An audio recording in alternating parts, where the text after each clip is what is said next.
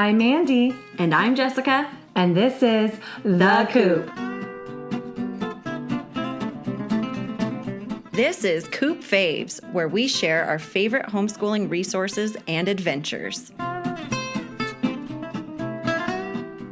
Today's fave is Rummikub. Nice. Some people say Rummikub, but I had Wikipedia tell me how to say it, and it's Rummikub. Nice. Great. All right, so this is a tile-based game. That was my favorite game, actually, as an 11 to 13-year-old girl. Oh, nice. Yeah. We used to play it when we would rent the beach house. Instead of sitting on the beach, we would actually sit together in the beach house and play Rummikub. Yeah, forget the beach. Okay, so what is it? It's a game. It looks like this. Made up of 106 white tiles, each with a single number anywhere between 1 and 13, with one of 4 colors. So if it's kind of like Uno when you think about it, it's a span of numbers of different colors. And the goal is to be the first person to get rid of the tiles. So it's pretty simple. Mm-hmm. The game is about using your tiles and the tiles already laid to create runs of the same color or groups of the same number using a minimum of 3 tiles. So so 4, 5, 6, 7, 8, or hence the name all Rummy. 4s. Yeah. Why is hence the name Rummy? Well, it's like playing. Oh, I don't know Rummy. You don't know card Rummy? No. It's basically like that. You're trying to get rid of all your cards and groupings of different things. Yeah. I've never played Rummy. Okay. The best part of the would game, like it. The best part of the game is that you get to rearrange the tiles already laid by anyone. Oh, nice. Okay. So I love that. Like when people are playing, you're paying attention because you're like, I might want those tiles. Right. I'm always like, give me a good one. Right. Give me something I can play on. Okay. And you can move them all around and rearrange them. Okay. It's 4 rounds long, and a round can take up to 5 to 10 minutes per round. Oh, nice. And then it costs between $14 and $40 depending on the material. So we've linked the classic version in a modern packaging, which is the one I'm holding up. Mm-hmm. And I'll show the tile actually. The tile, so we just keep them in this little Ziploc, but the tile is easy for anyone to hold, even a small child. Sure. And it's not going to break. No. It's thick enough. And but there's a travel version. There's a large number option. So if you're playing with people who have eyesight issues, you might want the large number one. Or tracking issues or something, and then there's wooden and retro versions too. So we have them all linked here. So I remember mine was in like a little suitcase. Oh, yes. I have a backgammon suitcase. Yeah. So it's like that. And then it had like the red and orange stripes. Yeah. With the brown. Yeah. Okay. Here's an interesting fact about the game. I'm going to read it from Wikipedia. Okay, so this game was invented by Ephraim Herzano. He was Romanian-born Jew who immigrated to mandatory Palestine in the 1940s. Wow.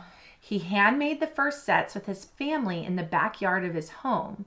Herzano sold these sets door to door and on a consignment basis at small shops. Over the years, the family licensed it to other countries and it became Israel's best-selling export game. In 1977, it became the best-selling game in the United States. Wow. Which I was born in 1977. No wonder. Isn't that funny? Meant to be. Yeah. I know. Yeah. Okay, 3 reasons it's our favorite. It's not a child's game, but a child can play. Ooh. So it's a game you want to play as an adult. There's skill and there's strategy. But if a kid knows their numbers or is learning their numbers even and needs to practice their colors and numbers, they can play. That's so awesome. if there's a kid that can play Uno, they can play this. They might not win. Right. But they can play. Right. There's a lot of strategy Sometimes involved. That's all they care about, right? Number 2, it provides problem-solving practice. So rearranging the tiles can use like totally a part of your brain that you're not used to using. No. I feel like I'm stimulated in a whole new way when I play this game. Right. It's probably like an app game that we would download on our phone now. Totally. And then it's relaxing. It's even though you're using your brain, I love it when you can play a game and still have a conversation. So when we're sitting there, I can still converse and bond with my child because we're not yelling out a bunch of things, although I love those as an extrovert. But with this one, it's nice. It's like we can be calm, we can sit together, talk about things, and play our tiles. Okay, how we use it. Yes. So you need to pick a number because if we have 5 people in our family, and so technically I need the 6-player edition, which I linked here.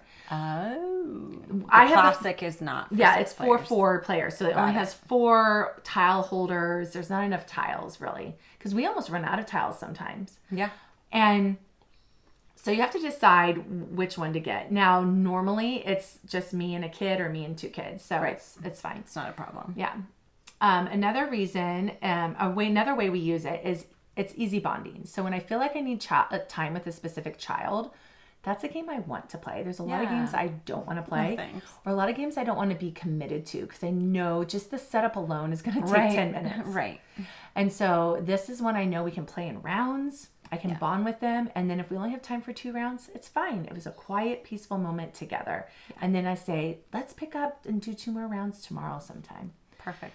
You can listen to music, all that. Okay. Also, you can practice math skills, as I kind of mentioned earlier, the problem solving. But besides that, you can put one of the kids practicing addition and subtraction in charge of the scorekeeping. And we always do that. The kid is, no adults keep score unless it's a rare day.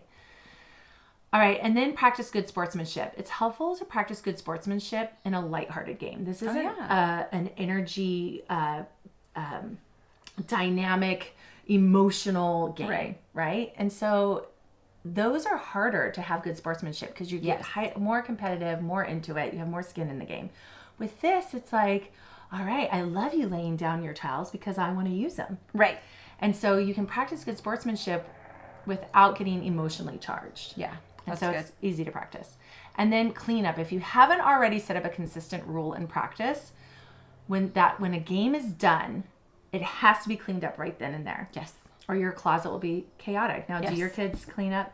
August doesn't because he's 4. Yeah. But I tell him to, and we do it together when we're in there together. But if he starts playing games by himself, it's just a mayhem of games everywhere. It's terrible, There's right? Penguins mixed with the Yahtzee dice, and it's a nightmare. Yeah, one time at my mother-in-law's, my son who was 2 and his cousin who was 3, when we weren't paying attention because all the other cousins are there, they opened up the drawers and took out her like 30 games and threw them all around and you had to entire sort family them room. Yeah, we had to all. sort them. Yeah.